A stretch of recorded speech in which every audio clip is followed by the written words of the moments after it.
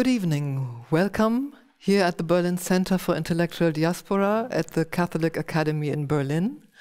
We have the great honor and pleasure to have with us Rabbi Dr. Tirzah Firestone and her supporter Ray. I am very grateful for everybody who contributed to make this event possible.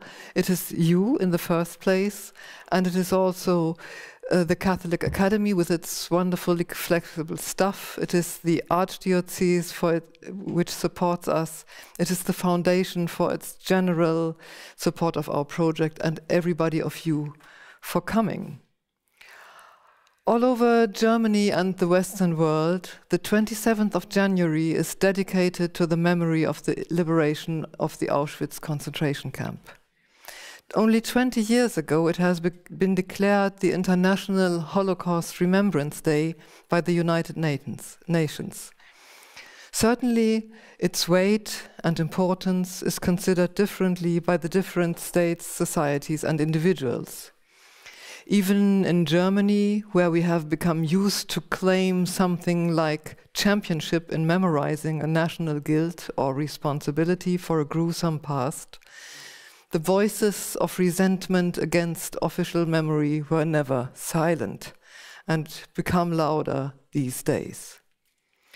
And sometimes those people to whom never again still means something sigh.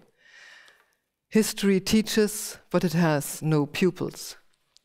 It was Ingeborg Bachmann who made this Gramsci quote known in relation to the Holocaust. But are we sure to know what exactly history comes to teach us? Let us think about this question tonight. Let us share the silence of commemoration, and let us discuss in respect and frankness what exactly it is that we can learn from this particular history. Today, we have the extraordinary honor of commemorating what happened 80 years ago together with Rabbi Firestone.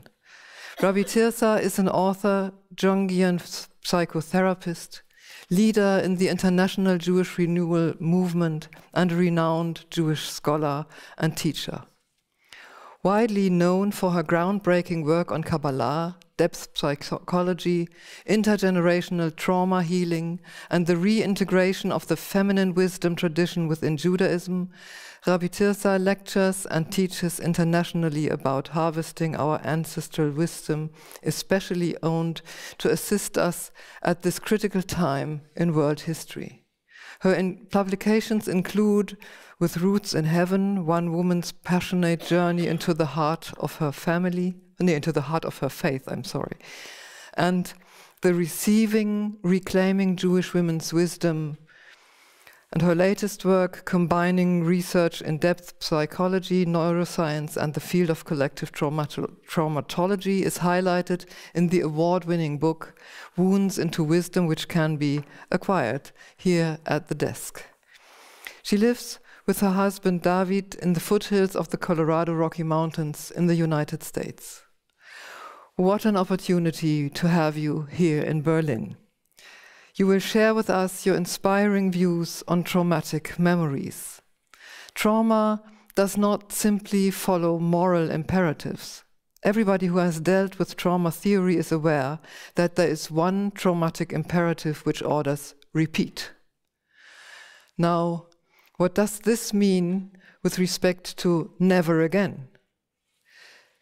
There is said to be a huge difference between victims and perpetrators of the Shoah, with the victims striving never again to be so horribly exposed to systematic murder, and the perpetrators, if things go as they should, striving to never again forget about everything that makes humanity human. To put it for my generation of non-Jewish German offspring of the perpetrators, we try to learn never to obey criminals and cruel murderers, even if they occupy state institutions. We grew up with Ingeborg Bachmann pointing the wounds that knowing some truth about the crimes committed by our parents and grandparents in her poem Was wahr ist. Was wahr ist, unterbleibt nicht bis zum Raubzug, bei dem es dir vielleicht ums Ganze geht. Du bist sein Raub beim Aufbruch deiner Wunden. Nichts überfällt dich, was dich nicht verrät. I leave it in this German version, I cannot translate it. We grew up with Ingeborg Bachmann, pointing to the wounds that knowing some truth about the crimes bore. Both, however, the offspring of the persecuted as well as the offspring of the mass murderers and bystanders are positioned somewhere between the traumatic compulsion to repeat and the moral and emotional cry, never again. Is there a way out for Jews, for non-Jews? The title of our evening quotes from our special guest's book, Wounds into Wisdom. Rabbi Tirzah has come a long way before she could put together this important book, and she will kindly impart to us what drove her to write it. We are eager to learn. Rabbi Dr. Firestone, the floor is yours.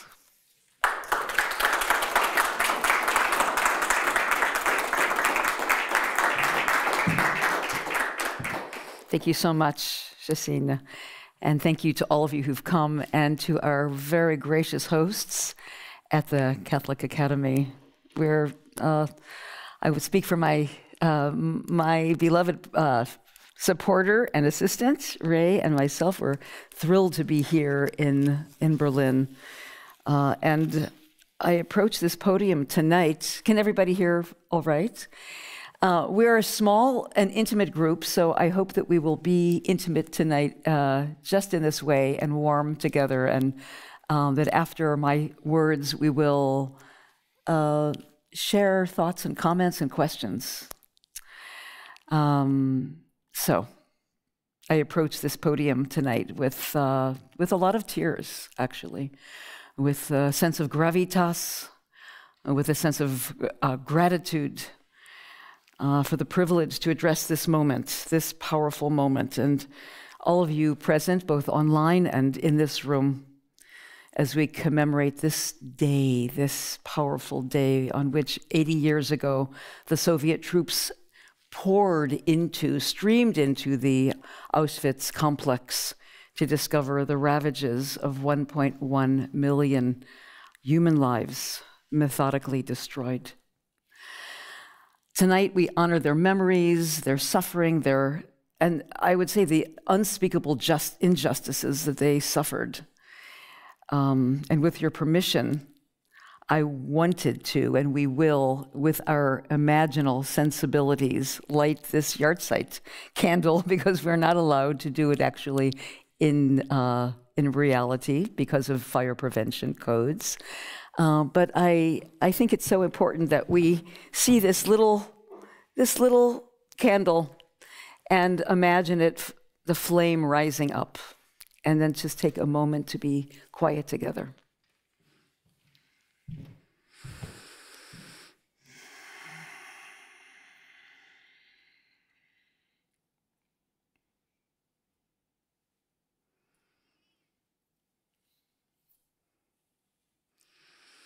This is a moment, a pause to feel, in a sense, to feel our speechlessness, the unfathomable heartbreak and incredulity at what human beings can do to one another. During less than 5 years of Auschwitz existence, approximately 1 million Jews, 70,000 Poles, 21,000 Roma and Sinti were murdered in Auschwitz. In addition, there were 15,000 Soviet POWs, prisoners of war, and some 12,000 prisoners of other ethnic backgrounds. All of these were erased there, and for the crime of being themselves, close to 200 homosexual men. Now, on their own, these numbers are meaningless, just meaningless, as horrifying as they are, because numbers cannot speak.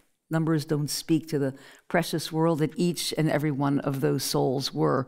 A spirit rippling with light and with possibility, with images and dreams, with longings and heartbreaks. But Tonight, I ask that we go a little farther than victimization as well, which surely these many beings were. They were victims. They were murdered in cold blood. But let's remember, too, their smarts. Let's remember their solidarity, their efforts to resist, to survive, to share food, to maintain their dignity, to lend warmth, to resist the madness, come what may. I want to say, like Marceline, the artist whose life was saved by the women in her Auschwitz barrack, who hid her in a trench one day and covered her with planks when she was sick with fever and unable to work. They kept her there, protected. She was all curled up until her fever broke and passed. And she survived. She lived till 91. Like Etty Hillesum, who insisted on accompanying scared Dutch families from Westerbork transit camp to Auschwitz until she herself was discovered by the Nazis and ultimately imprisoned and perished there. Like the rabbi of Piaseczno, the suburb of Warsaw, this great Heilige Rebbe, who insisted on going with his community to support and teach them until the end in the camps, even though he had been handed the papers, his passage to freedom. Let's not forget their brilliance, their stories, even though we can only imagine some of them. On this night, let's not forget the redemptive power of their humor as well, that allowed some semblance of human dignity and chutzpah. Do you know what chutzpah is? A joke from Auschwitz. Ready? Ready for a joke? We're going to be irreverent tonight, too. Two survivors are indulging in some dark humor about the Shoah. Just then, God happens to be passing by and hears their jokes. Horrified, God says, "How shameful of you to be making fun of this catastrophe." To which the two reply, "How could you possibly understand? You weren't there." Dark humor. And why do I stand here, my friends? Why did I receive this honor? Yes, I'm a rabbi. I'm a doctor of psychology, as Jacina said. Perhaps more poignantly, though, I am a daughter of a German Jewish mother who escaped this country in 1939 on the Kinder transport to Great Britain. My mother left behind her in Germany and in Czechoslovakia scores of cousins, aunts, and uncles who perished. She never spoke of them. We never knew of them. We never heard their names. And she never came back to Germany. Nor do I believe that she ever faced her losses here. Ever. I'm also the daughter of an American soldier born in Brooklyn and sent to Germany after falling in love with and marrying my German mother. So she came here, he went there. And they had a tiny baby, my eldest brother at the time, when he was deported. I'm sorry, he wasn't deported, he was deployed to work on a bomb detection squad in northern Germany. And he was there, present at the liberation of Bergen-Belsen in April 1945. In that death camp, my father saw things that shocked and terrified him. He was a young man. He never spoke of them. He never told the stories. And after he died, we knew the mark it made on him because we found the photographs he took under lock and key in the very back of a metal filing cabinet. Like my mother, my father never returned to Germany to face what had happened here. But the shattering that both of my parents suffered, followed them everywhere. Their unhealed wounds came out sideways. They came out in father's moods, in mother's milk. They came out in their rigid parenting. They came out in their hard hearts, hardened over. Tonight, I am here for both of my parents and for so many relatives, for so many of my people who I'm here to do what they could not do, to face the past, to look into the savage jaws of human invention and recognize the undeniable fact of human brutality, to face the beast that lives within us all. And this is not a moment of blame, it's a moment of reckoning. It's not a time to be analytical or highbrow, but humble. This moment, I believe, is a karmic opportunity. Do you know what I mean by that? A karmic opportunity. When we can come full circle, we can turn to face a full octave of decades, 8 decades, a great arc of history, and take stock. For lest we sigh in relief or slip into any subtle sense of historical distancing from the shattering of moral structures that happened then and not now. I quote the American writer William Faulkner, who said, "The past is never dead. It's not even past." So I invite us tonight to be like my favorite bird, the owl, the great horned owl, which is prevalent where I live in Colorado. They have keen eyes that see through the darkness, see through the dark night. They have flexible necks that can turn this way and that and all the way around to see in back of them and also in front of them. Can we turn to face the past heartbreak as well as the present somber moments in which we live and the future that we humans are co-creating together now? Because along with today's auspicious anniversary, and truly the entire year of 2025, when we are going to be honoring the many anniversaries along this 80th year of liberation, in many, many ways, historical milestones that ended the war, both the horrors as well as the decisive actions of nations and individuals of courage and conscience to close the door on madness. We have to look into what the Hasidic masters might call the Torah of the moment. There's a Torah, but the Torah is being written all the time.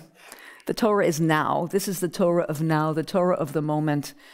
For here we are a quarter of a century, a quarter of our way into the 21st century, and we can feel the ground shifting beneath us once again. We sense fear gripping individuals and nations once again. Fear of the other, fear of losing wealth, fear of losing identity, national identity. And with fear comes with, I have a word that I don't know, maybe you can help me in German, what Jung called mass-mindedness. Carl Jung obviously wrote in German. Does anyone know that word? Mass-mindedness, when we surrender our individual thinking, our individual autonomy, when we no longer think critically on our own about what's right and what's wrong. We lose our moral compass. It allows for the rise of easy extremism and zealotry and scapegoating and that well-known beast called fascism. Does anyone know the word mass-mindedness, where you're thinking together as one?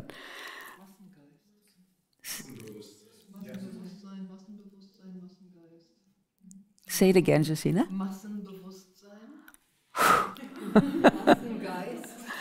Massengeist. Okay, the spirit of mass thinking, yeah. Okay, but you know where I'm going here. You know what I'm saying.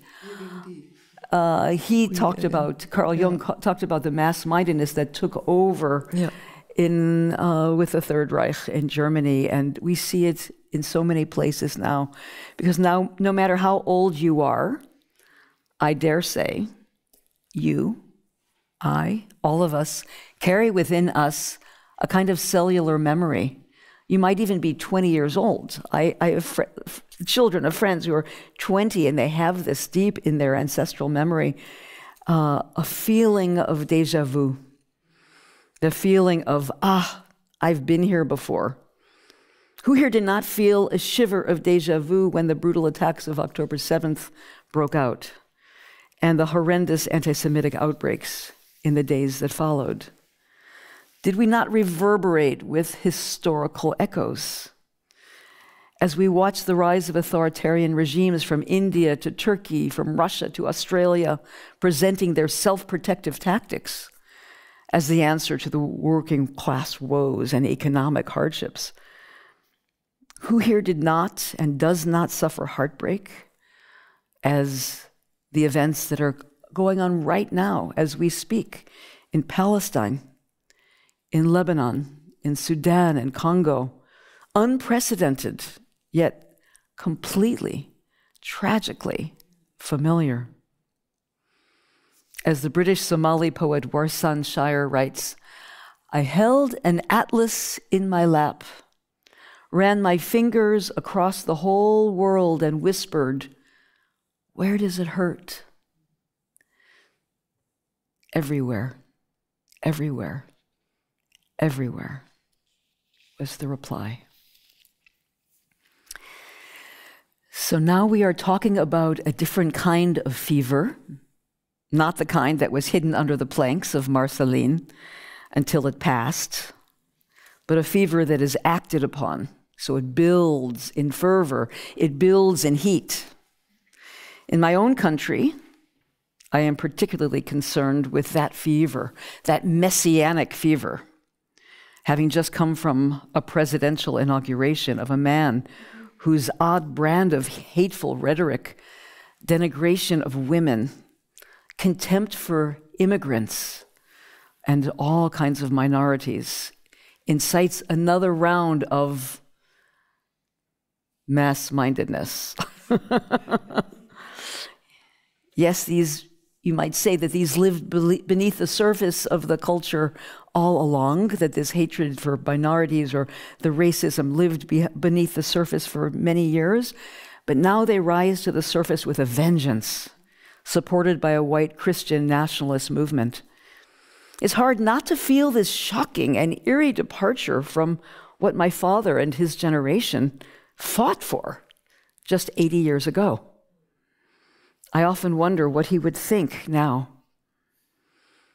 And who am I to broach German politics? I don't dare.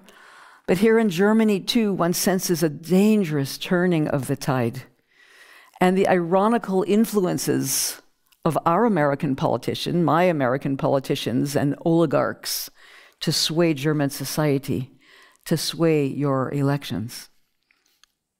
We have to look at this rapidly changing landscape soberly, with awe, to observe the large repetitive arcs of history, to look with the eyes of the owl, the eyes of the soul, and ask, has there been any evolution at all? Perhaps we're regressing. Have we learned the lessons of the Shoah? Or are we captives on a carousel of time? I think some things we have indeed learned. We now know beyond any conjecture or intuition that when we do not face our losses, when we avoid feeling our tragedies, feeling our heartbreak and pain, there is an unwitting tendency, an unconscious tendency to reenact those injuries on ourselves and on others. Freud predated this with a term, repetition compulsion, years and years ago. But now we have the science behind it. We now know through clinical data that the residues of unmetabolized trauma can indeed be transmitted to the next generations. They show up in our nervous systems. They show up in our family dynamics. They show up on the world stage. This unresolved material lives in our biology, making us more susceptible to PTSD, more susceptible in moments of stress and uncertainty. It can then hijack our calm and rational minds, erupting into old familiar patterns, making us vulnerable to demagogues and strong voices and politicians. In my research, studying the new epigenetic science and learning from the many stories of those who actually broke out of the cycle and did the hard work of metabolizing their traumas, their tragedies, I heard the same themes again and again, and that's part of the book that I wrote. These amazing people. It's an amazing book, not because I wrote it, but because I just put together their stories, which are so, so brilliant. They're from stories from Israelis who lost children in suicide bombings, Russians and other ethnic minorities who endured hatred and bullying, Shoah survivors who hid in the forest for years.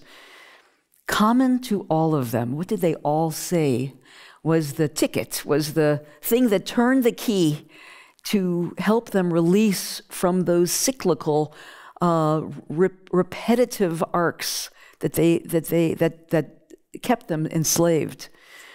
These people who surmounted their wounds all said there were certain things that they had to do. What were those things? I'm just going to mention a few of them. First, they said, I had to face my losses and feel the pain of what had happened to me. Only then could I harness the power of my pain. I had to resist the world's call to fear, to blame, and to dehumanize the other. That person who had hurt me, who had killed my family, who had killed my daughter, who had done these things. I had to resist that urge, that call to hate. And to do this, I had to stop identifying myself as an isolated victim. And to do that, I had to tell my story and let myself be witnessed. I had to come out of hiding, to stop licking my wounds and come out of hiding so that I could be part of humanity again, to stop being a victim and let myself be witnessed. So please let me tell you a story now. This is a story that is about someone who allowed themselves to be witnessed. It's in the book. It's an incredible man who's very elderly now. He lives in Israel. He's a man who fought his own demons ruthlessly and told his secret story after 35 years of hiding it. So he started out as a 4-year-old boy in the Krakow ghetto. His mother and father heard that tomorrow there was going to be a Nazi operation that rounded up all the children in the ghetto. 800 children were rounded up that next day, but they said, no way. And the night before, in the dead of night, they took this little boy, who I call Avi, and they pushed him out from under the barrier when the guard was smoking and not looking, after midnight. His mother wrapped him in a shawl first, tightly, it was cold out, and sent him out into the winter streets with two things. One was an address scribbled on a piece of paper. It turned out to be the address of a brothel. And do you know what a brothel is? What is a brothel? Bordello? Mm-hmm. A bordello, okay. Oof, yeah. And these women, because she had a friend there, these women took him in and gave him food and gave him milk, and he thought it was a hospital until much later in his life. He didn't understand what it was. It didn't last long because the Nazis came and raided, so he was only there for a few days. But anyway, the mother sent him with two things. One was the address to the bordello, and the other one was a tiny picture of herself, her student ID. And she said to him, when you get scared, when you get tired, just take this picture out of your pocket and look at me in the eyes and talk to me. Do you understand? Talk to me, and I will talk to you back. You have to speak to me frequently. Remember, look me in the eyes, and I will be looking back at you. So Avi was safe for just a few days before the brothel was raided by the Nazis, and then he was out on the streets permanently in the woods, and for a short time with a Christian family. Now, this Christian family was headed by a beautiful mother who understood, was very perceptive and understood and very kind. She had taken him in without any questions. And each night the family went into a special room where there was a crucifix, and the family knelt and prayed. But she knew that Avi was unschooled, shall we say, in Christian prayer. And she said, "You pray in your own way." And so Avi took out the picture every night of his mother, and he talked to her. And he said, "Mama, I'm scared. Please come back. This war, make this war be over." And soon, Avi was on the streets again.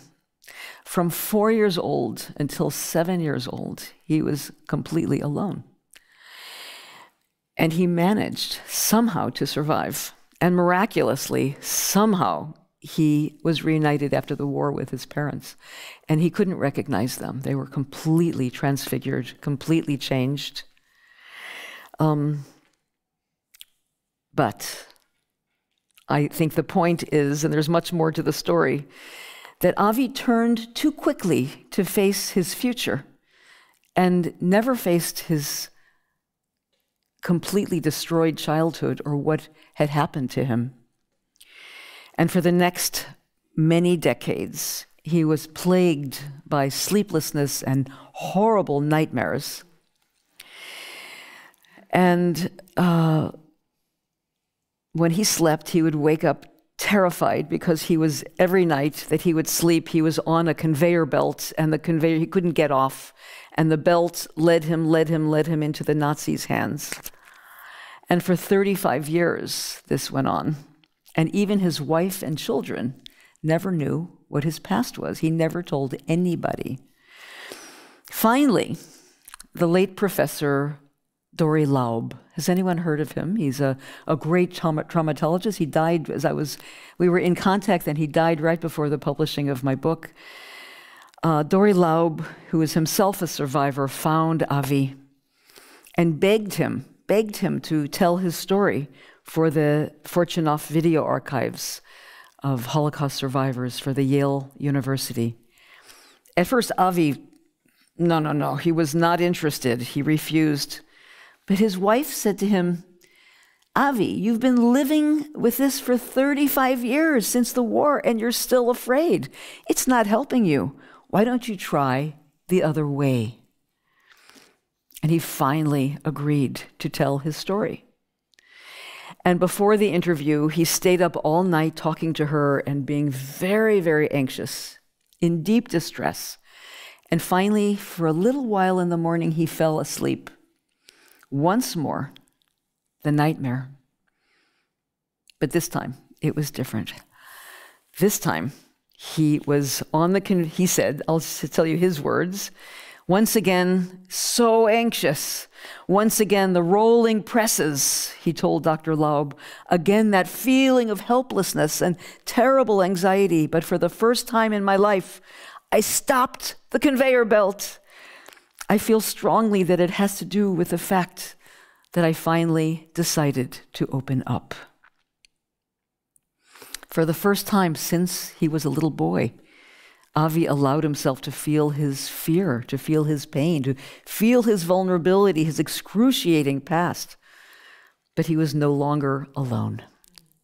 Now the world became his witness. Turning to face our pain, our feelings, to share them with each other and be witnessed by others allows them to be changed, to be transformed. Okay, everyone, please take a big breath, because that was an emotional story. It's important to keep breathing. And now we come full circle to this moment, to this non-existent flame, which is really a flame. This auspicious night, this heartfelt gathering, these owl eyes that have turned around and around to take in the heart of truth, many truths that we've learned these past decades about the cyclical nature of history, about the banality of evil, and how it knows no distinctions, about the potential that lives within us all, whether we're Christians or Jews, or Muslims or Buddhists. This potential, the banality of evil accorded to us by human nature and also by the past, by our ancestors. And two, we are reminded that in the depths of the nightmare of Auschwitz and its complex, there were those whose light still shines, for they chose life. They chose life even in their death. They chose life by sharing their bread, by sharing their bodies, their warmth, by risking their lives to hide fugitives, to feed fugitives in the forest, to take in children, return them to their kin after the war. Righteous people who smuggled and forged and spied and infiltrated and resisted the degradation of easy evil.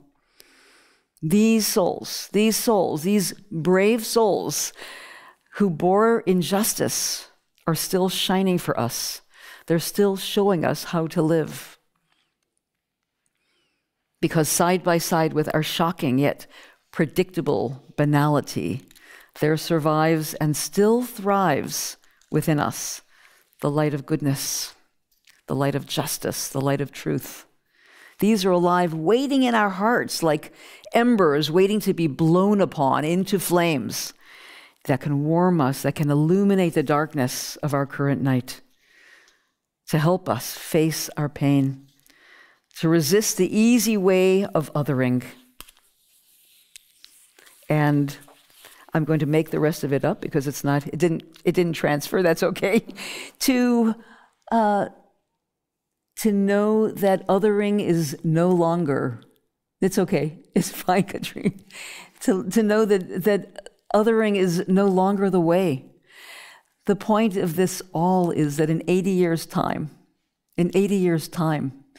there will be others after us who come to say, they surmounted the odds. We surmounted the odds, and we are luminous beings who showed those who come after us the way to live and gave them hope. So thank you so much, and I hope that you can digest these stories and that they come to serve you, and we'll take some time to talk now in our intimate group. Thank you very much.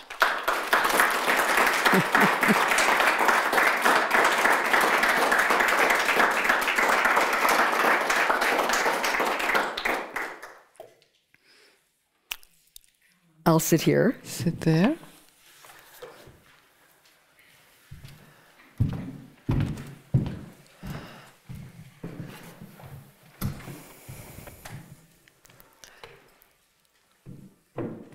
Maybe you have the first question, Jacina. I first of all have to say a big, big thank you. A great thank you for a wonderful presentation of, and I think everybody will join me once again in a great applause. Even without the ending. It was a good ending. It was a good ending, and sometimes the last page has to be thrown to the wind. Thrown to the wind in order to make something new happen. There we go. So, of course, I do have questions, but I somehow hesitate to bring them up. When we were talking this morning on the Zoom of how we are going to do this, you made a wonderful proposal, and I immediately followed it. You said, maybe instead of wrapping up, or by wrapping up, you can just come on with a poem. Wonderful. And I found, as the best poem I could find was from Else Lasker-Schüler, in German, Mein blaues Klavier, but it is also translated into English. And it is, to me, symbolizing greatly what you were talking about the remote power of trauma. So that there is something promising in overcoming the fear of confronting your anxieties and your bad experiences and just facing the loss. And I find this, I just read it out for you in the English translation. At home I have a blue piano, but I have no note to play. It stands in the shadow of the cellar door, there since the world's decay. 4 star hands play harmony, the moon maiden sang in her boat, now rats fandango on the keys. Broken is the keyboard, I weep for the blue dead. Ah, dear angels, open to me, I have eaten bitter bread, heaven's gate, while I'm still alive, even against the law's decree. Can you say the last line again? The law. Even against the laws, the law, the decree of the law, the law's decree. Law. Even the law's decree. Yes, in German it's, ach liebe Engel, öffnet mir, ich aß vom bitteren Brote, mir lebend schon die Himmelstür, auch wider dem Verbote. Wow. So, Do you want to hear it in German? Yes. Yeah, read it in German, Josina. Okay. Yeah. Ja, it's of course. Beautiful. Ich habe zu Hause ein blaues Klavier und kenne doch keine Note. Es steht im Dunkel der Kellertür, seitdem die Welt verrohte. Es spielten Sternenhände 4, die Mondfrau sang im Boote, nun tanzen die Ratten im Geklirr. Zerbrochen ist die Klaviatur, ich beweine die blaue Tote. Ach, liebe Engel, öffnet mir, ich aß vom bitteren Brote, mir lebend schon die Himmelstür, auch wider dem Verbote. So, thank you. Yes, and I think, yes, I'm afraid my questions are a bit more highbrow than this, but I wanted to start with this. To me, one thing is utterly amazing.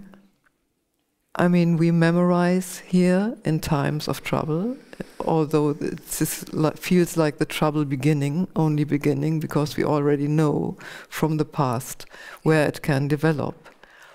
And then your kind of revelation that you somehow transmit to us, which is, you don't present it as your revelation, you just try to open up our eyes, to make them keen eyes, to make them owl eyes. But I read a little bit about you and watched a little bit of the YouTube videos that are available on your marvelous homepage. And what struck me was that the only non-Jewish psychoanalyst of the first hour, of the first generation, Carl Gustav Jung, is the one who was your door opener to rediscover a Judaism as your Judaism, which you have been rebellious against in your youth. And I would like to provoke you to say a little bit more about this. Oh my gosh, that's very funny. I never thought of it like that, but yeah, Adler and Reich and Ferenczi, and they're all Jews. I never really put that together. How could I not have put that together? And to Freud himself, it was very important. He took that very seriously. He did, but he had a very cryptic, he had a very ambivalent relationship to his Judaism. Yes. It's true, I left Judaism for a long time and came back through another door. Yes. I was also married to a Christian minister in my first round and came back through that too. So I have an affinity for, maybe that's why I'm here, for people who are devout Christians. Jung went down to the bottom to look at the collective unconscious that is transects all cultures and all even eras. He goes down to the bottom of humanity, and his terminology, one of his dreams, to the basement of the human psyche, where we do share. We share very basic things, the archetypes like death and life and mother and father and the different cycles of life. no matter what culture or what religion we're in. And I always appreciated that. That felt restorative and like a relief to me, because I came from a kind of Judaism that was very post-Shoah. Yes, very strict. Very strict. Close. Very, as you write, at a certain point, you write tribal. Tribal. In a way. Tribal, yeah. Yes. Yeah. As and by the way, it is, of course, I just stumbled over this fact because I have the complementary story, meaning growing up in a very, very Christian Protestant family and getting something like a rediscovery of my own Christian tradition, which I rebelled against. Yes. By Jewish thinkers, because I thought they have what I these days would call ethical monotheism, and this is what you also share. It's not only Jung. It's not only Jung. It's Jung is just helping you to discover something more universal. If I get you right, yes, something more universal, something more transcending. Primal, even, yeah. Yes. Yes. And transcendent, both. Yeah. Yes. I mean, you never gave up on ethical monotheism, as far as I see. You always have this ethical. Even if you speak in the metaphoric of the Kabbalah, yes, you still, and you use the terms of light all the time. You still, it is something like not the compulsion to repeat, but to do something of your own. But somebody tells you, doesn't somebody tell you? Tell you? To stand up against the compulsion. Is it only the inner drive, or is it something else? The voice of conscience? Yes. The voice of the soul? I think we all have that, right? We have that still small voice. Yes. Yeah. Yeah. Yeah. So interesting. Yes. And I think all of you have many questions. Here's this gentleman and here. We have, let me just shortly explain how we are going to proceed. Everybody who wants to ask a question is heartily invited to proceed to the stage. This is because of the people... Or even right here would be okay. Stefan? I think it is... Right here. But we don't want to embarrass you or... No, it's not to embarrass you, it's just for you to be seen by those people who join us online. So they would not see you and not understand your question. Yes, this world outside. And so that's also why you have to use the microphone that Katrin will give you, because otherwise they won't hear you. Yeah. And we want everybody to be able to take part in this conversation. It's on. I will try it with my... You have to put it close to your mouth. I will try it with my very, very weak English. Oh, not at all. In some way linked with the thoughts you have spoken about now. And my question would be with regard the collective unconsciousness you have spoken about, and the psyche, which in some way recollects rememberings of the past. Yeah. How important are stories which help us? Yes. For example, really to resist the evil, to resist the call to hate. And that wouldn't be my questions to you.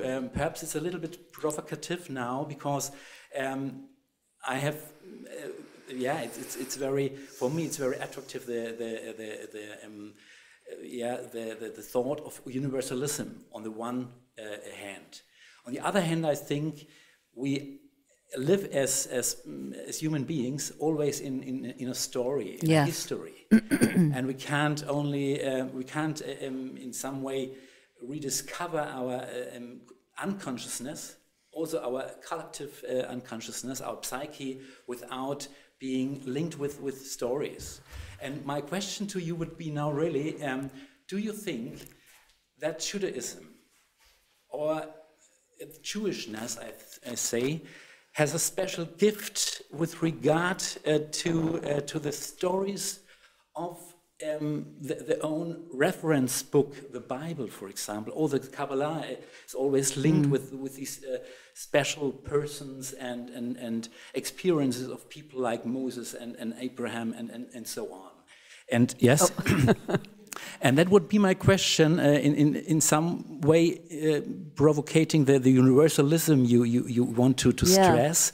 Do you think that really, with regard of the Psalms, for example, where a Jewish believer is giving his hate to God and has words he can spell always to give his hate, for example, in his own heart, away to another, for example, to this picture you have, is commemorated in this history. That would be my question. Do you think, as a member of the Jewish community, that, for example, really in comparison with other cultures, that Judaism has a special gift in exploring stories which help to resist the call to hate, perhaps more than other cultures? Or is it too easy? No, it's a wonderful. Thank you. You're touching on such a very. Thank you. What's your name? Oh yes, I have to say my name. What was his name? Rüdiger. Rüdiger. Thank you so much. That's a very brilliant question because it's touching on the issue of paradox. It's all paradox. It's like through our particulars, through our particular tribalism, and even getting down into our genealogy, into our family, into understanding our particular roots, we can be better universalists. we can be better human beings if I'm more in my roots. So in the same way, Judaism, another paradox is, of course, Jews are special. Jews are chosen, but we're all chosen, we're all special. Every nation, every religion has its gift, has a special gift. I think that we in the West, in Judeo-Christian places in the world that were under the influence of Judeo-Christian Torah and the Gospels we think that this is very, very special. It is, but we don't know what the stories are of Africa or of China or the ancient traditions of Shinto or other amazing stories, which also give hope, which also give values that we have to live by. My teacher, Rabbi Zalman Schachter Shalomi of blessed memory, used to say that if you know the theory of Gaia, that the planet is Gaia, the planet is a living organism, and she is a living organism, and each tribe and each nation and each religion and each ethnicity is an organ within that organism. And you can't live without a liver, and you can't live without brain cells or the immune system or the T cells or the toes, or so there's a wholeness. We just life is too short to be able to encompass everything. It's another reason I liked Jung, because he traveled around the world even out of 100 years ago and studying all the different mythologies of all these different people. So stories are sacred to Jews, and that is the intergenerational medium of passing wisdom. And also, more than wisdom, is passing the heart, passing the warmth and the love, the deep values of the people. How well are we doing? I don't know. Nowadays, I'm not so sure. But I think when you get to the place of paradox, because your question is so filled with paradox, that's when you know you're in the right direction. So thank you. It's a short answer to a very big question. Yeah. Okay, who else? Please, it doesn't have to be a brilliant question. It can be please. Julie. Hi. Hi. Yes. Thank you. I have a difficult question that as a Jew I'm carrying so much pain around right now about the extreme violence that has occurred on October 7th and preceding. And especially in Germany, the difficulty of speaking to the violence that Israel has committed, even as a Jew being accused of being anti-Semitic, if I'm critical of Israel. And the question I have for you is, how do we acknowledge the trauma that we are all carrying as it relates to this violence, including the Jewish trauma that perhaps was eclipsed by nationalism and a kind of invention of the new Jew that is now, 80 years later, we're suffering the consequences of extreme nationalism.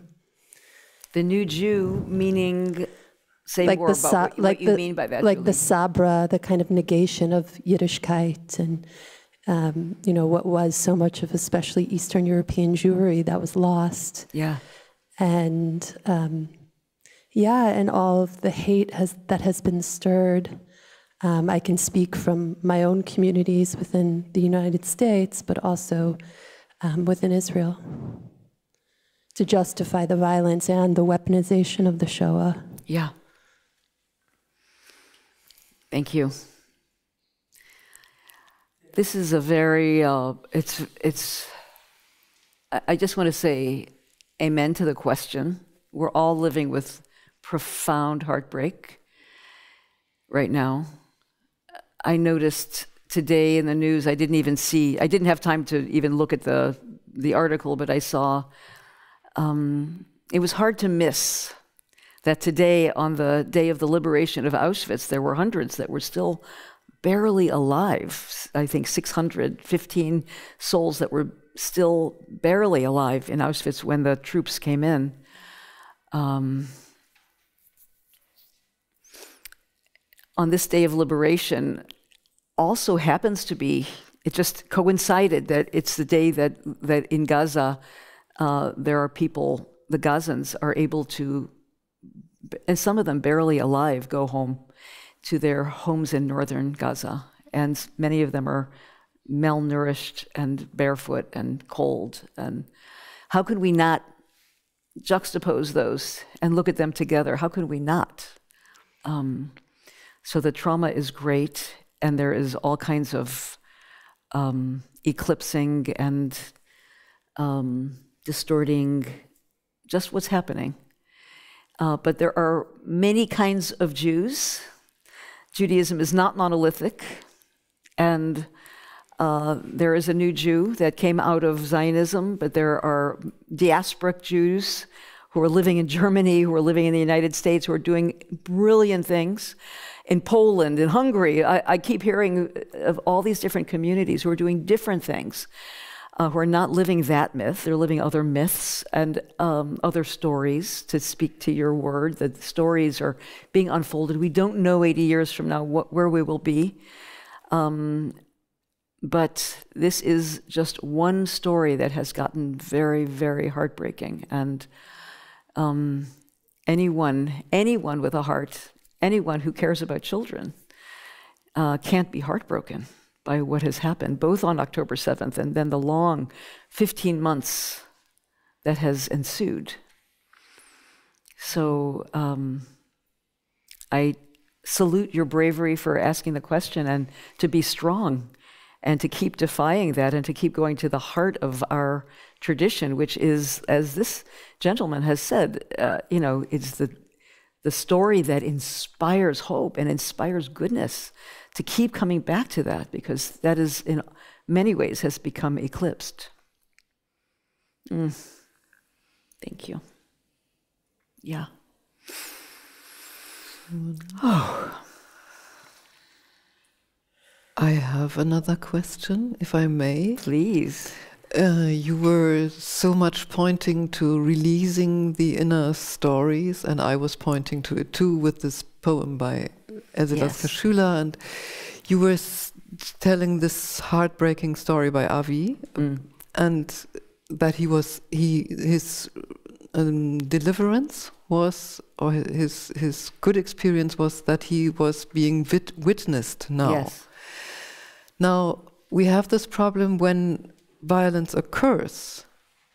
You must not, by no means, be witnessed. Or must you? Can you? Yes. Witnessed by the person who is exerting violence, who coerces for himself access, and maybe only for him. Yes. So how would you deal with this necessity? How can you integrate it into your psychological scheme, if I may, this necessity to somehow really defend yourself against utter violence, or the necessity to prevent violence from others? I mean, sometimes many times people are in this Nevuche, in this Verlegenheit. I don't know the English word for it right like now. Like a contradiction or a bind. Predicament. A bind. Yeah. Yes. That you just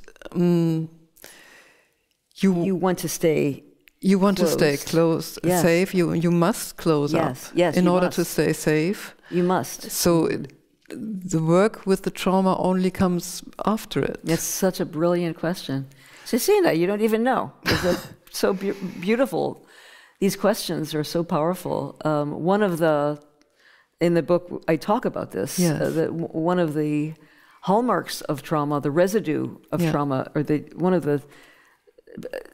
around the world, whether it's individual trauma or collective trauma, is to go into the cave and to, it's life-saving. It's a life-saving mechanism to go into seclusion and lick your wounds, to heal yourself, to be quiet, to...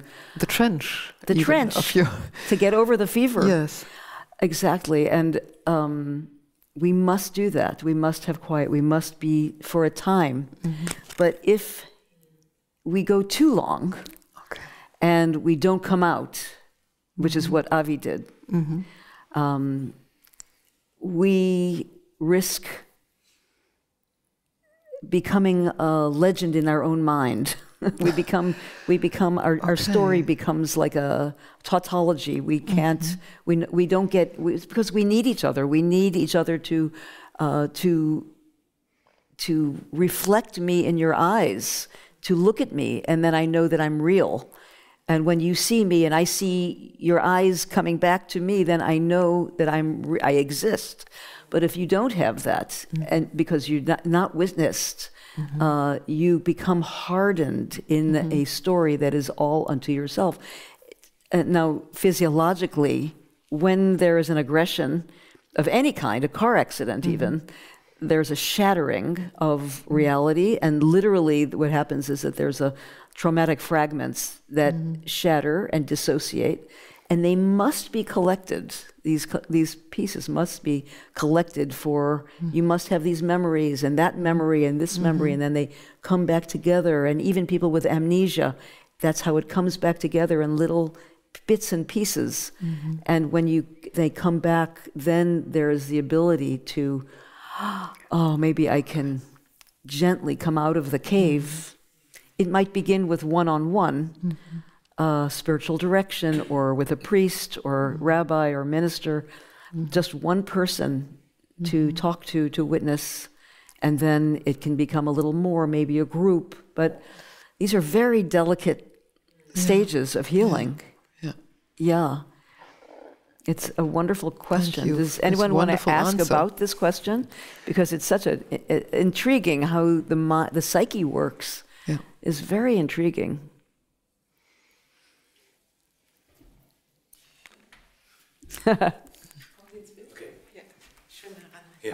My name is Klaus Palme. I have a question about epigenetics. Yes. This is what you do, and as far as I understand, it deals with the transition of trauma and the consequences of trauma to the next generation. Yes. So I would like to know whether the consequences of trauma is embedded in the genetics, in the genes, or is it just transported through stories? Or transported maybe even about not told stories? Not told stories. Yes. Yes. This is what I would like to know, because if one person of the next generation feels kind of pain, or doesn't even know where it comes from. That's right. I work with that in my practice all the time. When people come and say, I'm interested I don't know why I feel so whether anxious. It's going into the genes somehow. Okay. So it's not into the genes. But yeah. Please finish up. Okay. I would like to. I write about this. I'm not a scientist, but I write about this in the book in lay terms, in very simple terms. It's not into the genes. The genes themselves are not changed. The DNA is not changed. What changes is how the genes can express themselves, because it's the epi means on top of the genes. Epigenetics, there is subtle strands that come into methylation strands that weave on top of the genes that emphasize, that sharpen the genes or hush the genes or suppress the gene expression. So if my grandfather was in, or my great-grandfather was in World War I in the trenches fighting, and he was blown out with PTSD, completely blown away, my father, and he never healed it because no one healed it then, but my father would be, if he had that transmission to him through the generations, which is 3 or 4 generations, my father might be how it might come through is very sensitive, have a propensity, have an inclination for PTSD. So even the slightest thing, he would go crazy. He would just, and that's really what happened. Like in my family, it was very strong, but your tendency for PTSD is much stronger in many people who had that war legacy in their families. So it's not in the genes. This is the good news. The good news is, so the environment really shapes gene expression, but the good news is, and every traumatologist says this around the world, when we get aware, when we are aware of, that's not mine. That didn't start with me. Oh my gosh, I'm going to look up what happened to my family. When I do that work, when I become more aware, the awareness supersedes the pathology. In other words, epigenetics they can be reversed. So that's very good news. And the work of mindfulness, the work of psychotherapy, all of the work that we're doing, prayer, helps to reverse these negative influences. You can stop them. You can stop that epigenetic transmission. So am I right to say that am I right to say that it is our responsibility to tell the stories? Yes. It's the best advertisement yet. Yes, thank you. Yes. I might also raise a question, because before you've been talking about that there's important to be a witness, right? Yes. That first of all, if you tell your story, you need someone to listen to it, to listen to the story. So, if my question is quite simple, could everybody be a witness, and is it just listening, or what? Like, what can everybody do to be a good witness? It's such a good question. Thank you. I love that. Thank you so much, Katrine. Everybody can be a good witness. And we all know what it's like when somebody is really hearing you, when they're really present. They look you in the eyes, they're quiet, they don't interrupt. They don't finish your sentence. This is, there's a sense of presence. I'm really here and I'm feeling with you. I'm feeling with you. So much so that there's a joke in English. It's not witness, it's witness. Witness, mitsein. Mitsein, witness. Witness, yes, witness. It doesn't translate well, but I think with our children, they know when we're listening. They know when we're spacing out, or making a list for dinner, you know, while they're talking. We feel it. We know we're telepathic beings. So I think really giving ourselves over to the other in that way is just so important. Who else wants to add to this answer? It's I'm just asking, there's nothing you can do wrong while you witness if you are listening. if you're listening and not interrupting and not giving advice and not telling someone how to feel. We do this all the time, though. You know, I do it with my husband. I tell him, oh, no, don't feel that way. He didn't mean that. No, you're not hearing me. You know, he'll say, it's like, no, stop, you're getting it wrong. That's not what I meant, you know. So we just to take time. I'm not, obviously, I could use some work on this. This gentleman wanted to say something. Yes, I have to go.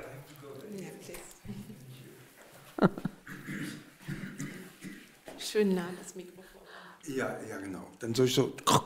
Ja, Ja, super, wunderbar. da sind Kameras. Okay. I do what you tell me. My name is Martin, and I have a question on silence and speaking, coming more in an intuitive way from the story you told about Ari. It was the name, I think, that he didn't talk for decades about what he experienced, of course. And it's more, yes, not so logical, but silence. And also the lady that was asking or saying something was also about silencing today. So what do you think? What kind of chances are today, where there are so many fascist, racist, and manipulative strategies in different countries, Germany, United States of America, many countries, the chance still of talking against silence? So I had a debate today on social media where someone said, as a leftist democratic candidate for parliament, you cannot talk at a podium with the AfD fascist persons or extremist persons, and I didn't agree. I think I still believe in the power of enlightenment and debate.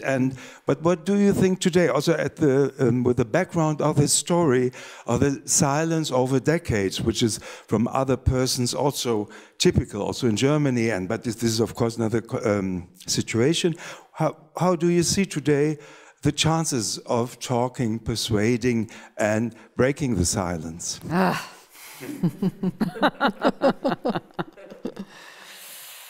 There's silence and there's silence, right? There are different kinds of silence. We can be silenced and be weakened and disempowered and brought to our knees or shut down and flattened. Or there's the kind of silence where we really, like a deft animal, waiting for the right moment to attack. And they know it's not now, it's not now, it's not now. No. It's like a chess move. You're on the chessboard and it's like, boom. It's so it takes a lot of quiet watching and putting together the pieces. It is very, in our country as well. First of all, social media is deadly, I think. It's very easy to get assassinated on social media very quickly, and I just think, I'm not sure, maybe you're much better at it than I, but I think it's dangerous on social media. But I do believe that we have to come together and bring our forces together and our voices together with saneness against the mass-mindedness. I think there's one wonderful example with Bishop Buddy in the service for Trump's inauguration. She did not. She bow down. She didn't bow down. But also she did not spread hate on him. That's right. She just said, "Mr. President, I'm asking you." So this is really. Yes. First preach and say something general on unity, and then beautiful. Just address the person who is supposed to be the danger, and obviously is a danger for democracy, and just asking him for mercy and reminding him of the culture he comes from. Yeah, and now will it work with Trump? probably not. Yeah. It made him angry, but it spreads a word as you do that to spread seeds of light to all the millions of people who heard that. And we can stand up to this. Yes. And we shall. I think people are, in my country anyway, are just watching like animals, just watching to see how bad this is going to be, how we're going to maneuver, manipulate, how we're going to work with this situation, because he's promising, very dangerous things. I'd love to hear anyone else share about that, please.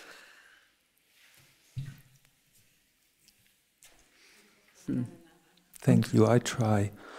My name is Elmar. I live in Maryland and here in Berlin. And I attended 3 bar mitzvahs when my kids were 11, 12 years old. You do this. Sometimes you get invited. And there's always this part in the service where the Torah is shown. Mm-hmm.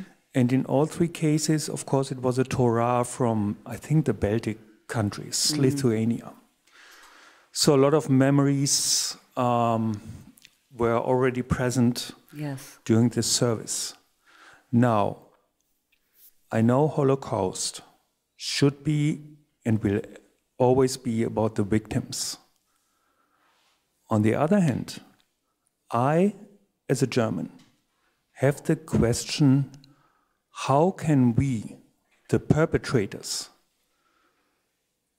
do something to help now and support now all these memories? Because I think I was born in 1966 here in Germany, that we, the perpetrators, don't talk a lot about what is going on in our families. So again, I don't want to I don't want to talk about the perpetrators a lot, but my question is, do you have a recommendation? Yeah. How can we address? Yeah. Not our traumas. It's not about our traumas. It's about how can we address what we did to the victims. Yes. And how should we do this? Oh, thank you, Martin, very much. It's a very courageous question. I'm not sure I understand the connection with the Torahs, but I will say, just to begin there, that at the synagogue, it's very, the Torahs that were saved from the Holocaust are now distributed around mostly America, but in Israel too, probably in Europe as well. And so when you have a Holocaust survivor Torah, there's all that more gravitas in the room at a bar mitzvah or at a bat mitzvah or at a Sabbath service. So there's power in what you said. Look, the perpetrators of these things have children too. And they have children, and they have children, right? And there's the transmission. Mm-hmm. And when those acts are not spoken of or cleansed, cleared, when they're not metabolized, we say, or digested, then the same thing that we just talked about, that the transmission comes through to the children, and there's all, whatever it is, angst or anger or shame or all of these things that get handed down. The rules. This is also the problem. We repeat the rules. This is the problem. Yes, and also the hatred is still there. Perhaps, or the shame, or in whatever way it comes through. All sorts of defensiveness. All sorts of defensiveness or cold-heartedness. I didn't, you didn't, we are not intending, and we are now doing everything better, all this. Yeah. So everything we've said so far to Klaus, when Klaus's question and about epigenetics stands true, I'm going to say something a little bit on the edge here. So first of all, there is a book, there are books in Germany, in German that I haven't read because they're not translated yet. The woman's name is Alexandra Senft. Senft. How do you say it? Senft. S-E-N-F-T-T, I believe. About the silence of that transmission, the silencing of the perpetrator in Germany. And she actually runs groups online and groups in person in Berlin. There are groups in her Association for Intergenerational Trauma Transmission here in Berlin and around Germany that have the sons and daughters and grandchildren of Nazis, of the Nazi regime, who are wonderful people that are stuck with this legacy. So all of this stuff is going on, but it's not very well advertised, I don't think. So afterwards, I'm happy to give you her address. She's marvelous. I want to say something a little provocative. One of the things that keeps me up at night, and I could cry just thinking about this, is what's happening to the whole generation. I cry all the time about the Gazans and the Palestinians, what's happening, and the transgenerational trauma that is going to hit us in 80 years' time in that part of the world. How could it not? To see your parents killed or to see your children killed, like, how could it not? That is an ongoing mess. But I also cry very deeply to think about the Israelis and those young kids. They're 22 years old, 23 years old, that are with that kind of hatred, with that kind of perpetration. What is happening to them? What is happening to their souls? What will happen to their children? What will happen to their grandchildren? I think we're asking the same question as Martin. And anyone who is under an ideology that causes such aggression is going to hurt. The perpetrator will hurt also. The victims will hurt as well. So it's a time when we have to wake up. We have a lot of waking up to do. But I thank you. That's a very courageous question. Thank you.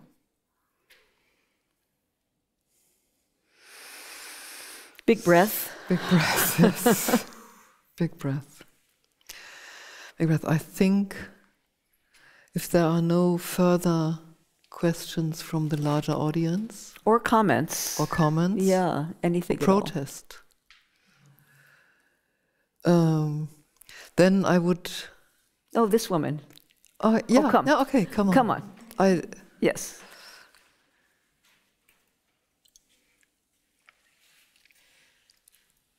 I'm sorry about my English. I forgot most of it. You can say it in German. Okay. Yes, I try. Or try. Okay. My name is Judith. I'm the daughter of a Holocaust survivor, a very young daughter. He was Hungarian, and I didn't live with him. I just lived with my mother. She was German. And I always knew that I was half Jewish, and my mother treated me as if I was something very special, a Jewish princess or something. And she read a lot about Holocaust and so on. And she raised me as if I was a survivor. Mm-hmm. And she gave me books. And when I was young, there were no books, except one, I think, about the Holocaust for children. Yeah. So I had to read all the terrible books. Or the awful pictures of the concentration camps. Yeah. Sorry. That's good. And I met my father. I mean, I always knew that I had a father, and he knew about me, but he was not allowed to get to know us because he was married to another.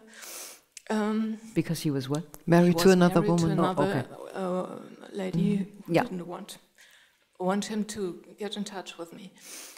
And I knew that they had a daughter too. She was only 4.5 months older than me. Oh. And I always wanted to have a sister, and I was frustrated because I knew that she didn't know about me. And the whole story about being Jewish was kind of, was heißt aufgebauscht sein? Exalted, exaggerated. Yeah, it was Like idealized, maybe? Idealized also. And pumped up with since meaning. I was an uneheliches Kind in Child without marriage. Child without marriage. Yes. Yeah. Outside marriage. I was kind of a... I was kind of a Schande. A Schande. Shame. A shame. Yeah, no. For my mother's family.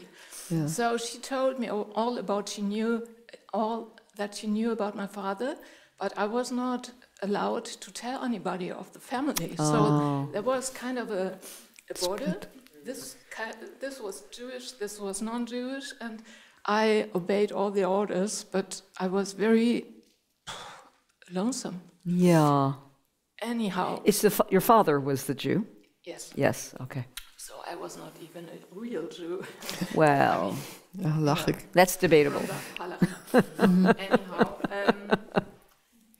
so when I was 11, I met my father. He was an old man, and I was a little kind of disappointed because he was he was an old man, just an old man, and not the hero that I expected.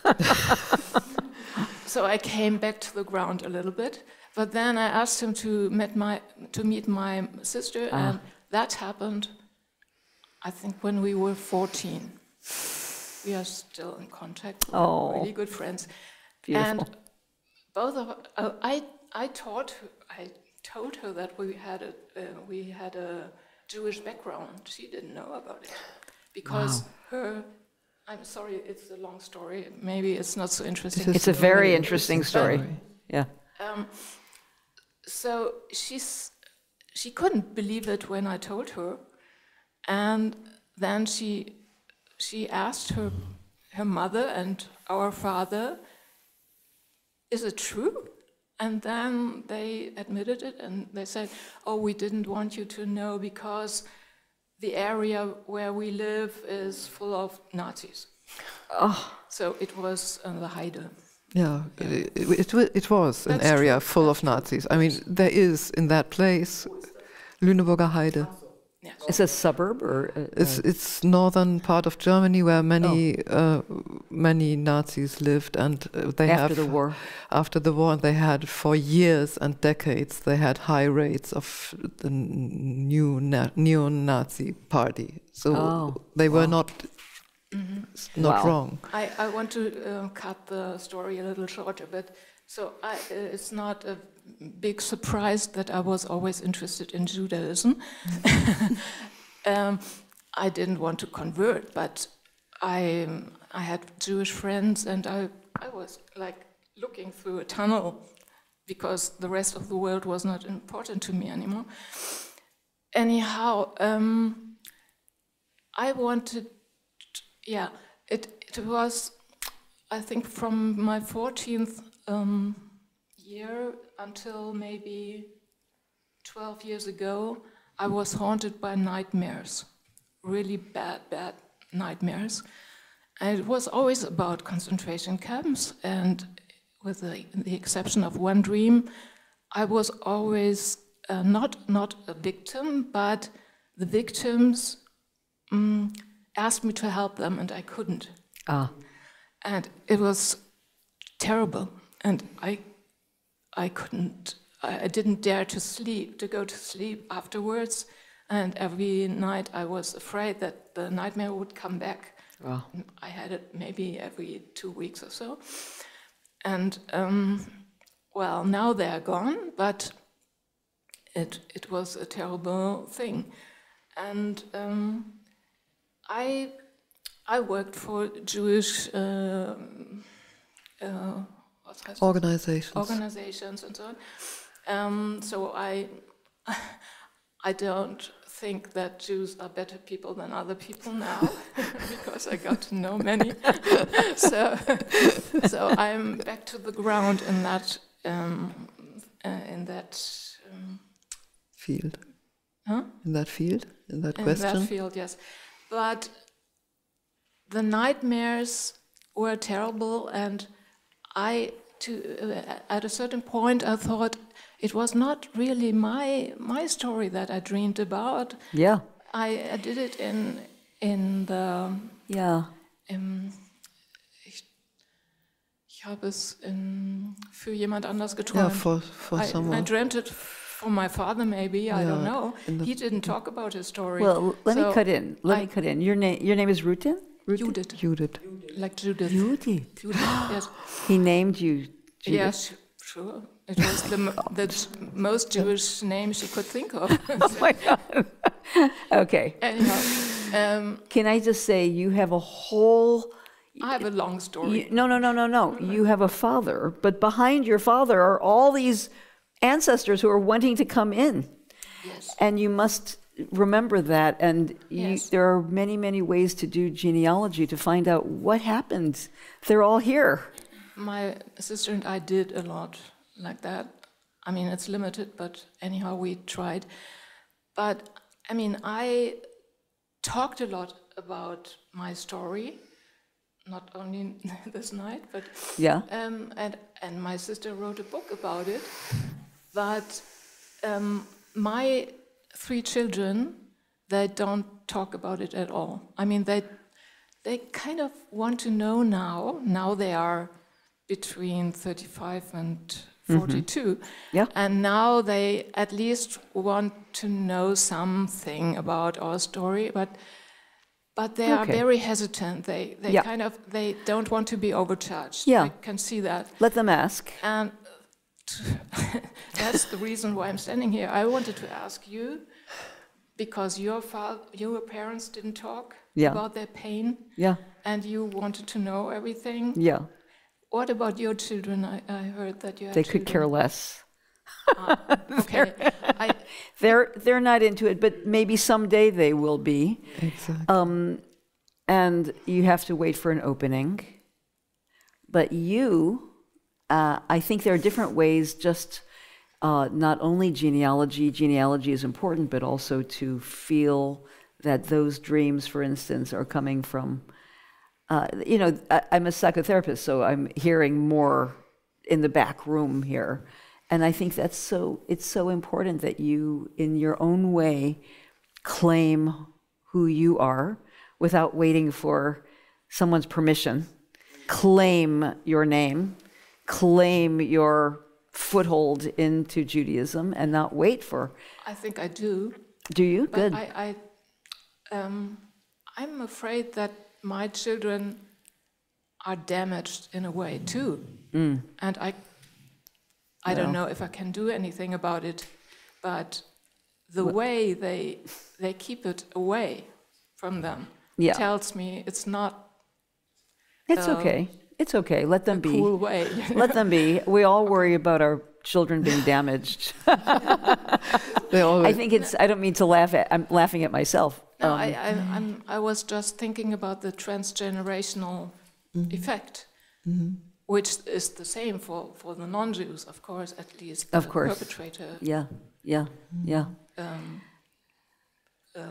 Was heißt das? Nachfolgende Generation. Generation, the offspring or the offspring of the perpetrators. Thank you, Judith. Thank you.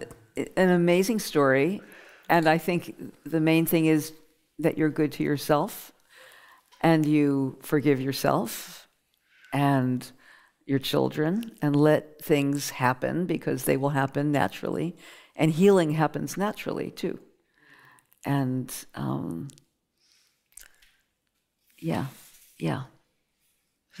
bless you. And see what you dream tonight. Watch your dreams. Okay, good. Okay, I think it is time to wrap this up, to dissolve this setting here now. And blow out our candle. Yes. We're not going to blow it out. We'll let it burn down all the way. Let it burn down. Yes. And I heartily invite you to join us having some pretzels and some wine and some water, whatever you love to drink, and just build small groups or Lovely. combinations to speak as long as you have the power, Sure. in spite of your jet lag, to Sure. be And there are with books us. in back that we There can. are books Klaus you can buy. is wanting to books. sell you. And I think Katrin also has to announce something relating to tomorrow evening. Well, yes, please come back tomorrow. Because there will be another event here in the Academy. We'll have two guests, one from Israel and one from Palestine. They're from the Parent Circle Families Forum. This is an organization that is founded by people who have lost family members within the conflict, within the war. This is the only organization I know who says, we don't want any more members, but apparently they do get more members. And they're having a conversation tomorrow evening and sharing how they deal with their wounds and how they still fight for peace. So tomorrow evening at 7 o'clock, please. Amazing people. Amazing people. Thank you. You've already met them. Yeah. Yes, fantastic. Okay. Yeah. So thank you all very much, and go on speaking, remembering, listening also. Yeah. Listening also. Thank you for your wonderful questions. Yes. Yeah. Thank you all very much. Thank you, Tirzah. You're great. It's amazing.